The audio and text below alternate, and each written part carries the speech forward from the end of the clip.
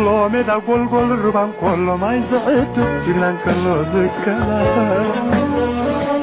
حدا هدي حدا لبي حدا سعري حدا عاسي نعبتنا نفوكتي زعاتي عاد كبري عاد سري عاد فقري زعاتي عاد كبري عاد سري عاد فقري نزل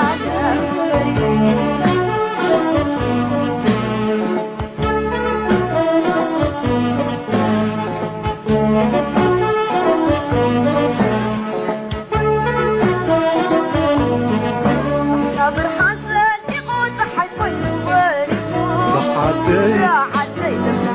وارد صابر حسن يقول حيكون وبارغ عتاي شحر كيف وصفص عزيت السسن كي حلقها زي غسن كابون الفرشة ميزان لعلي الواد لعلي الفتور لعلي الماس لعلي برور كابون الزود الحقاي لازم تسلل الله وللنسبة العاشرنا سلام تخاطرتي مكتبي كم يخون بحندكم ما نتبع لخوم زان زلخون خطلو تميتي وسنة بلون مباركة لما عند زبركم مدب حزركم مثل خوص ناي مكتتال اتي كان نايرا معتي مدبناكم زتريو زلخوم ابي احمد بزغبر زلو غوزغواس اب حزبي ايثيوبيا اب حزبي تግራይካ بفلايت انا تحديرو نحزبي تግራይ نحد نخبلعن سراويت تግራይ نحد نخطفان زسرحلو زصلحن صعوق نعو فشل المقبار مراحتي تግራይ تأكيبهم نزي فتح اللي بمرلو مو نابو خبلكم كلمة ناكل مخناجن كبرى تخططتي نزم دبلاي كتكبروا نزح خروكم حبريتا كنكافلكم تملكتنا سلسة تقمت 2018 عام تمرت بزعوا استخايدة سلفي استوهاوا مبرهلو كنعرب لكم هنا أبا كتما مقالن كوابيان كابزركو أبالات حيلتات أتا كتما مقالة بسلفي بمزوارن من قد بمعزعون حتو أم يسمعو خمزو علو زفلاتيو نازي مسارات بمقواردما استفلاليو زتتات تخايدو ملو مس بريزيدنت غزاو محدار تግራይ نسعيبو دمات مال أقامشت بريزيدنت غزاو محدار تግራይ مستوم سلفنياتات ترخيبهم أب منقس زلوهم حتوتات كقربوا أب زخفتو مدرخ استفلالي حتوتات تقريبهم يوم أبت مدرخ أب زقربو حتوتات دما 5 سعبي قريبهم يوم زلنا ناي نبرات تقامنتن صقماتن غزاو محدار تግራይ كفتحلنا يقبا كلاتنا تقاديلنا قبونا فصيمنا اينا كوانا زحلو مسواعت غفيلنا اينا از خوينو اندحلو فولي حيلي مكلاكان فيدرال بوليسن نزنبرو ناي دحريت قتقفلو تداليخم اللخم نعنا مخنيات اب لعل تግራይ استخفته جونيسايداو كنات ممكات زنبرنا قديفنا استسلفنا مناسي نمنتاي فليخم تطرفنا حزيز وهبنا زلو ناي جوبا غنزب اخو لا يكونن زبلو يم توم بريزيدنت نزقربو حتوتات مبغاسي غيرم دما زحابو مبرهلو ناي سراويت تقامنت زملكات ببركي أمرارها سفيح مية تجارو زرزر مبرهي واتيو ممرح واتيلو دما كم زلوز ممرح دما بمنجستي قد بمزرعو نمود داتا جزء حسابات كوا هبلو نعمل لا أبالات حيلة أتا تجراين مميات كزرجح تداليو خمزلو يتجلي تزلو أفولي حيلة مكلاكن فيدرال بوليس نزنبرو أبالات توسينو زنبرة مقنياتا وزغنو تريو استوسنا وكانت نبرة كم بحدوش كن ريون استبت أحوسانة قلت أزجبر مخانيو كل زجبر دما تجرايت خلو نجرت راح متعاتون عقم تግራይ ዝፈቀዶ خساب زخونه كل زكال كم زغبرون يم دم حبيرهم زلو تزقرب حتو قبون تخونه منغستي خغبرو زخيل تزقرب مخانو بزرزر قريبو اتاخيبا تزازيمو توم ابالات حيل صتا تግራይ دما بسلام نابوتو ام تمليسوم كبل بيت صحفت بريزيدنت يوزو صو حبريتا ملخت زلو مباركة كبرات تخططتنا كبزت سمعوا زنبركم كخون كله تقند سقعات كينوا من صرارة أتحيز اللزلة صمده حزب تግራይ صمده ويكام شعبيان حواحتن بزبل سقعات كينوا أب خيال شقرة ذركب أبي أحمد كم تيجر كان حزب تግራይ كفابيل كان أن حدو أواجيكا كميجر كان بيرتران غطاتو ويكان كاد وتدري لزلخا أجندة كميجر كات السالت زبل كم زفشلو بنقحات نيمرحنة تግራይን كمون بنقحات منسيات تግራይን كم تزازميو زري زي كميلون قولو دي كاندي زدريو أبي أحمد بأكتيف ستاتو وكان بتوم نتفتي نايماس ميدا طرمباز نوفحو ناي بلسقنا طرمباز نوفحو دانا أورجيرو قلق كفال زرباتات أب تግራይ كوين زعصبهم جنكا كزارو ولو زخلو سوات الداليو انتاي يوزب زلوسكي قال كنسمع كابو حدا كابو تاي يمسلكم كبراتي اتي ابي ايرترا ابتي تግራይ እንድሕራ ኒ ወድ ወረደ አውሪድካ بجنرال فيليبوس كمرح نخيد نسمعه فيليبوس ናይ ምቅያር ጉዳይ እንተኮይኑ ለውጢ ኦፍ ኮርስ ግን እንታይ ዓይነት ለውጢ ኩሉ ሰብ እቲ ለውጢ ዝደለ አካል ዝብህጎ ለውጢ ድዩ ንዝብል ሕቶ ግን መልስ ክወሃብ ኣለዎ ሰራዊት ወፂኡ ሰላማዊ ሰልፍ ዝገበረሉ መስርሕ የለን እዚው እናተፈለጠ እዮም ሰላማዊ ሰልፍ ገይሮም ትማሊ ይኹን ሎማዓንቱ ነው ዝተፈላለዩ ቦታ ንርኢ ዘለና ጀነራል ታደሰ መስተላዓለ ብድሕሪኡ ዝፍጠር ነገር ኮንትሮል ንገብሮ ነገር ድዩ እንታይ ክፍጠር ዝኽእል እንመን እዮም ትግራይ ክቆፃፀርዋ ብድሕሪኡ ኣብ ትግራይ ናይ ምንቅስቃስ መሰል ይህልወኩም ዶ ሕዚ ንዙይ ከም መማለፅ ጌርኩም ተቆፅሩ ዘለኹም ኣካላት ንዙይ ከም መማለፅ ጌርኩም ተቆፅሩ ዘለኹም ኣካላት ጽባሕ ትግራይ ናይ ምእታው አጋጣሚ ወይ ትግራይ ናይ ምንቅስቃስ ኣብ ትግራይ ናይ ምንቅስቃስ መሰል ከም ዘለኩም ርግፀኛታት ዶ ባርገስ ከም ዝሰማዕኩሞ እቲ ዝብሎ ዘሎ ናይ ጀነራል ታደሰ እንድሕራ ወሪዱ ኣብ ኤርትራ ኣብ ትግራይ ብብዝሒ ናይ ሰራዊት ኤርትራን بجنرال فيليبوس زمراح هاجر ويكلل كتهلونا كبل كزارب كيل زلو زيكا سمعيت جنرال تدسه زكا سقصو زلو ببزحي حساب الدليتن كبزحات من سيات تግራይ كسمع زصنحه ናይ ብልጽግና አጀንዳ የሳልጥኩም ዘሎን ካብውን መንሰያት ካብ ብደሞዝ ዲበኻላ አማሪሮም ናብ ሓራ መሬት ኢሎም ክወፁ ብዙሕ ድፊት ይገብርኩም ዘሎ ይዝረብ ዘሎሞ ሓደ ካብኣቶም ሎክ ኮይኑ ንህዝቢ ትግራይ ኣብ ፍርሕን ስጋትን መጻካ ዝዓይነቱ ጌርካ ከመይ ዝኸይድ ስራሕ እዩ ዝብሎ ዘሎ ማለት እዩ ንሕና ንብሎም ንደሊ መልሲ ግን ጀነራላትና خنو መራሕትና ንሃገርና ንዓናን ኩመርሑን ተሓሚቆም ተነፊዖም በር ናብ ትግራይ ከይዶም ኩመርሑን ድሌት ዘለዎም ኣይመስለናን ንሕናውን ድሌት ኣይኮነን ክንብለኩም ንደሊ ንግድ ብምቕፃል ካልእ እቲ ናይ አቢ ኣሕመድ ካይ ወፃና ኮለና አቢ ኣሕመድ ብብዙሕ ግዜ ዝደጋግሞ ዝነበረ ንኤርትራውያን ምፍራሕ ናጽነት ኣይናምኑልና ኣይንኾነና ብዝብል ንኤርትራውያን መዓልቲ ናጽነት ዝኾነ ይኹን ናይ መዓልቲ ናጽነት ኤርትራ ዘንጸባርቕ ካብ ባንዴራ ኣትሒዝካ ካብ በዓል ምብዓል ኣትሒዝካ ክሳብ በዓል ናጽነት ዘሎ ኣብ ትግራይ ክኽልክሎ ከም ዝደለ ናብ ብዙሓት ኣክቲቪስታት ብብዝሒ ብምስዳድ ከምቲ ትፈልጡ አቢ ኣሕመድ ኣቐዲሙ ብኣክቲቪስታት ዝሰድድ እሞ ዳሕራይ መፂኡ ቦቲ ናይ ሰብ ስምዒትን ናይ ህዝቢ ስምዒትን ተዓዚብኻ ዳሕራይ መፂኡ ዝዛረብ ልቕማፅ ምዃኑ ኣይትሕቶንኹም እስኪ ንኽድናው ነብል ሓደ ካብቶም ናይ ማስ ሜዳ ኮይኑ ንኤርትራውያን እንታይ ኢሉ ይፍክር ኣሎ እንስማዕ ማንኛውም የኤርትራ የነጻነት ቀን የሚል እንኳን በአዳራሽ ደረጃ ይቅርና እንኳን ህዝብ በተሰበሰበበት ደረጃ ይቅርና እቤት ውስጥ እንኳን ሻማ አብርተው የነጻነት ቀን ብሎ የሚያከብር ኤርትራዊ ካለ ተላጭቶ እንዲታሰር ገቢ እንዲሆን የሚል አዋጅ ወጥቷል። የምስራች አንድ ቁጥር ጻፉ። ለዚህ ለመንግስት ውሳኔ ሁላችሁም አንድ ቁጥር ከዛሬዋ ቀን ጀምሮ ይሄን ከነገርኳችሁ ጀምሮ የኤርትራ የነጻነት ቀን የሚባል በሀገር ደረጃም ይሁን በግለሰብ ደረጃም ኢትዮጵያ ውስጥ አይከበርም። የመጀመሪያው እርምጃ ሲጀምር እምባርገስ ከም ዝሰምዑ ፀናሕኩም እቲ ቀንዲ ተፃቦታት ኣብ ህዝቢ ኤርትራን ኣብ ኤርትራውያንን ዝገብሮ ብብዝሕኻ ናይ ፅልኢ ብምጉዝጓዝን ኤርትራውያን ካብ ኣዲስ ኣበባ ክወፁ ኣለዎም እንዳበለ ብዙሕ ግዜ ዝሰርሓሉ ዝነበረ ኣክቲቪስቲ ናይ ብልፅግና ዕሱብ ደጋጊምኩም ክትሰምዑ ፀኒሕኩም ኣለኹም ናይ ሕጂ ከዓ ፍልይ ዝበለ ዝገብሮ ኣብ ኢትዮጵያ ዝኾነ ይኹን ኤርትራዊ ናይ ኤርትራ ናጽነት ከብዕል ፍቃደኛታት ኣይኮናን ግደፍቲ ተኣኪቡስ ኣገዙ ኮይኑ ክብልና ክንሰምዖ ፀኒሕና ንሕና ከዓ ሓንቲ ነገርና ክንብሎም ንደሊ ንናጽነትናን ንኽብርናን ንሕና ዋጋ ከፊልና ክነምፅኦ እኳ ዘይፀገመና ንዋጋ ዝኸፈልናሉ ዓለም ትፈልጦ ዓለም ዘላትሉ ኣይንስከፍን ኣይንፅገምን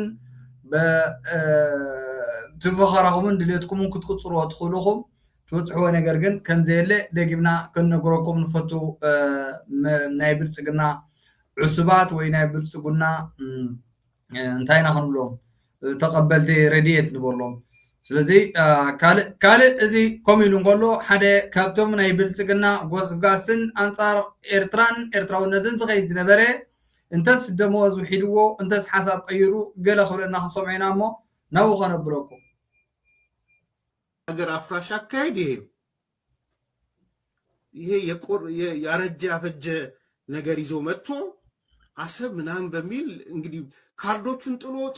ጨረሳቸው። ከትላንት ወዲያ ከቴዲ ጋር ስናወራ ነበር አይደል? ቴዲ ሪዮ ሰምታችኋል። የአብይ የቀረው ካርድ አለ ወይ የሚለውን ነገር አንስተን ነበር። ሁሉንም ካርድ ጣለ። አሁን መጨረሻ ሲመጣ ለካ ቺያሰብ ወደብና በአነሳት የሆኑ ሰዎችን ነቃ አደርጋለሁ። ይሄ ነው አመለካከቱ። ይሄ በጣም ሲሪየስ ነው። ዋንስ የሄደ ያለቀ ጉዳይ ነው። ይሄ ጉዳይ ያከተመ ጉዳይ ነው። በጦርነት ልትመልክ ከዚህ በኋላ ኢትዮጵያ ከኤርትራም ጋር መዋጋት የለባትም፣ ከማንም ጋር መዋጋት የለባትም። ማንም ጦርነትን መደገፍ የለበትም። በዚህ አጋጣሚ የትኛውም አይነት ጦርነት የእርስ በርሱ ወደ ውጭም ያለ ጦርነት በተለይ ለወደብ ለምናምን ተብሎ የሚባል ጦርነት እዛው በጸበልህ ነው መባል ያለበት። እዛው በጸበልህ ኢትዮጵያውያን በዚህ ጉዳይ ላይ እንዳትታለሉ። የኤርትራ ህዝብ ነው የሚበልጥባችሁ። ነገ ከነገ ወዲያ ኢኮኖሚ ውደቱ በመጣ ቁጥር ምንም ችግር የለውም። ኢኮኖሚክ ውደት ነው ባይዘው ያሰቡደ ምን ያመጣል? አሁን የጄኔሬሽን ማሰብም አቁሟል። አሁን አሰብ ምናምን ብትለው እንደ ድሮ ፓርቲ ሲቋቋም አሰብን አስመልሳለሁ ምናምን በሚል ነገር የአንገቴ ላይ ካራ ይጓላይ በአንገቷ ተቆርጦ ምናምን የሚባለው ዘፈን አሁን ታሪክ ሆኗል። በቃ በግልጽ ንገራችሁ ታሪክ ሆኗል። ይሄ ጄኔሬሽን ወደ ጦርነት መግባት አይፈልግም። እምበር ገስ ክቡራት ተኸታተልትና ከም ዝክትሰምዑ ዝፀናሕኩም እቶም ዘይትሰምዑ ወይ ካብዚ ካባና ቁርብ ናይ ኣምሓርኛ ናይ ምስማዕ ፀገም ዘለኩም ገለ ክድብለኩም ንሱ ዝብሎ ዘሎ ካብዚ ዝኣረገ ሓሳብ ዓሰብ ክቋፃፀረ ዓሰብ ክሕዝልስ ገለ ደኾን ሰባት ይእክብ ይኸውን ኢልካ ዝመፀ ሓሳብ ንሕና ኣይንቕበለና ኣይንደልየና ዝኣረገ ሓሳብን እተፈተነ ሓሳብን ትርጉም ዘይብሉ ሓሳብን እዩ ንኢትዮጵያ ንምዕባይ ንምባል ንምምሕያሽ ምስ ኤርትራ ኹን ምስ ካልእ ምባኣስ ኣየድልን እዩ ቀሲልካ ኸ እንዳኸድካ ዝረአ ናይ ኤርትራ ናይ ኢትዮጵያ ዕቤት ቆጠባ እዩ እምበር ሎሚ መንእሰይ ንባሕሪ ዶ ንወደብ ዶ ወደብ ተዘይቢለ ክሳደይ ክሕረደ ዶ ወላ ንወደብ ከብል እንዳበልካ ዝግበር ዝነበረ ደርፊ ታሪክ ኮይኑዎ እዩ ኩናት ዝኾነ ይኹን መንእሰይ ክድግፍ ክርከብ የብሉን እዩ ዝብለና ዘሎ። ትማሊ ግን ብዙሕ ግዜ ዝጉስጉሶ ብዙሕ ዝብሎ ዘረባታት ነይሩ። እንተስ ደሞዙ ሒጅዎ እንተስ ተረዲእዎ ኢልና ያለና ንኸይድ ካብኡ ካየበልና ካልእ እቲ ቀንዲ ክስታይ ኮይኑ ዘሎ ከምዚ ትሪእዎ ዘለኹም እስኪ ኣብዚ ገለ ከነስማዓኩም ካብ ገለ ብዙሓት ኣሕዋትና ኣብ ደንበ ፍትሒ ኮይኖም ንለውጢ ሃገሮምን ዓዶምን ቁሪሕ ዝብልሉ ኣንፈትን ደፊሮም ዝዛረብሉ ቃላትን ንስማዕ። እንታይ ዓይነት ከም ዘንፀባርቁ ክንዕዘቦን ዘለና ነገር እዩ ማለት እዩ። ስለዚ እዚ ነገር እዚ ኣብ ግምት ብምእታው ፈፂምካ ምስ ብልፅግና ኮንካ ከተረጋግፆ ትኽእል ዲሞክራሲ የለን። ምስ ብልፅግና ኮንካ ዲክታተር ኣሊኻ ንህዝቢ ኤርትራ ዝጠቅም ስርዓት ክተክልካ ማለት ሕልሚ እዩ። ስለዚ እዚ ሕልሚ እዚ ከዓ ከይደቀስና ንሓልሞ ሕልሚ ኮይኑ ዝስምዓኒ። ስለዚ ነዚ ነገር እዚ ብዓውታ ወይ ከዓ ብንፁር እየ ዝቃወሞ። ነቶም ኣብኡ ዓይነት ምርጫ መሪፆም ዘለው ሰባት እውን ምናልባት እቲ ወሲዶሞ ዘለው ምርጫ ጉቡይ ምርጫ ከም ዝኾነ ክነግሮም ዝደሊ እንድሕር ዳ ስርዓት ብልፅግና እንዳሃለወ ኣብ ኤርትራ ስርዓታዊ ለውጢ ይመፅእ እንተኢልካ ስለዚ ንህላዊ ህግደፍ ምድጋፍ ማለት ዶ ይኮነን ቃልሲ ጠጠው ኣቢልካ ማለት ዶ ይኮነን? ኖ ቃልሲ ጠጠው ኣቢልካ ማለት ኣይኮነን። ስርዓት ይግደፍ ንህዝቢ ኤርትራ እዩ ዝገዝእ ዘሎ። ብልፅግና ኣብ ኢትዮጵያ ዘሎ ሓይሊ እዩ። ስለዚ ኣብ ኤርትራ ዝመፅእ ለውጢ ካብ ብልፅግና ኣይኮነን ክመፅእ ዘለዎ ካብ ኤርትራዊ ክመፅእ ዘለዎ። ስለዚ ካብ ብልፅግና ክመፃካ ትፅበ እንተሊካ ግን ነታ ሃገርካ ንባዕዳውያን ወረርቲ ኣረኪብካ ዲሞክራሲ ክተረጋግፅ ትሓስብ እንተሊካ መጀመርታ እኳ ሃገር ከተልወካ ኣለዋ። ሃገር ምስ ሃለወትና ኮይና ንሕና አሁን ኣብ ደገ ኮንካ ክትቃወሞ ኢኻ ማለት እዩ። ስለዚ እዚ ኣይቃወሞን እየ ዘብለኒ ዘሎ እቲ ኣብ ኢትዮጵያ ዘለው ተቃለስቲ ዝገብርዎ ዘለው ንጥፈታት ዝገብርዎ ዘለው ናይ ሓባር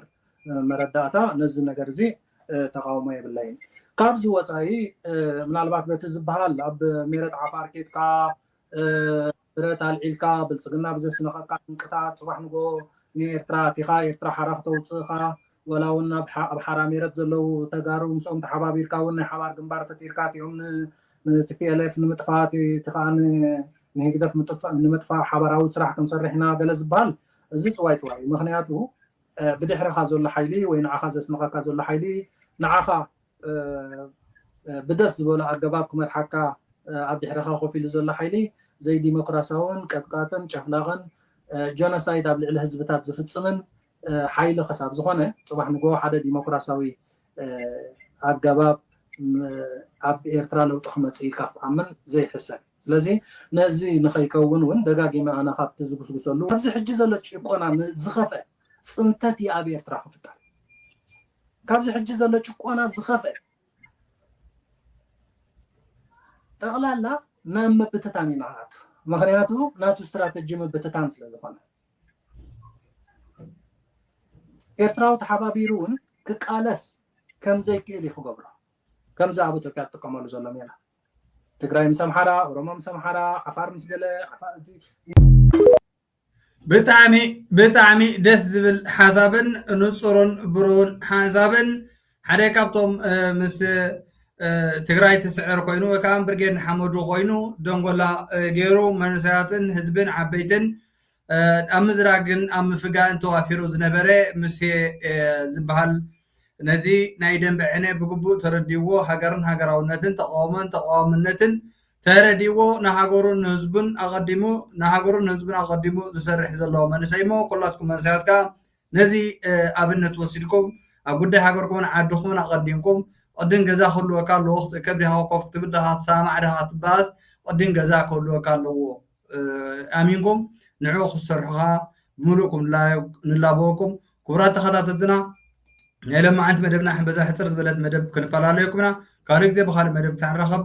ናይዚ ሕጂ መደብና ብዛዚምና ኣለና ኤርትራን ኤርትራውነትን ንዘለኣለም ተሓፊሩን ተኸቢሩን ክነብር እዩ ንሕና ማስ ሜዳ መንደላይ ሜዳ ንኤርትራ ትግብ ከንቆ ዝርግብ ዘላለማዊ ዝኽሪ ሰማዕታትና ወትሩ عود نحفاش مريت كله ميدا قول الربان كله ما يزعت جنان كله زكلا حدا هدي حدا لدي حدا زعري حدا عاسي نعبتنا نفوك الدين زعت عاد كبري حد سري عاد كبري زعت عاد كبري حد سري عاد كبري زعت كبري